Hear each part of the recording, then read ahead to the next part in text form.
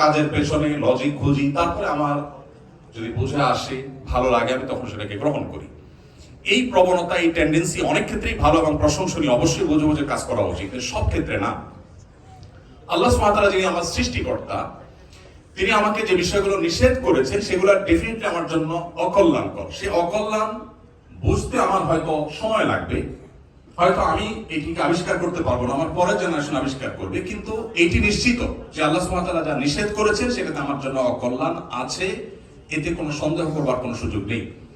কোরআন এবং সুন্নাহর এরকম অনেক বিষয় আছে যেগুলো 1450 বছর আগে নবী সাল্লাল্লাহু আলাইহি ওয়াসাল্লাম বলে গেছেন, কিন্তু সেগুলোর যথার্থতা, সেগুলোর যৌক্তিকতা হয়তো শত শত বছর পর আবিষ্কার হয়েছে।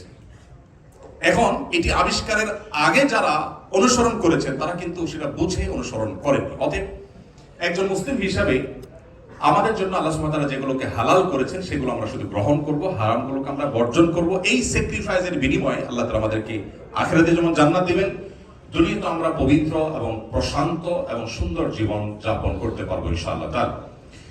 দ্বিতীয়ত, আপনাদের অনেকের একটি কমন কোশ্চেন আছে, সেটা হলো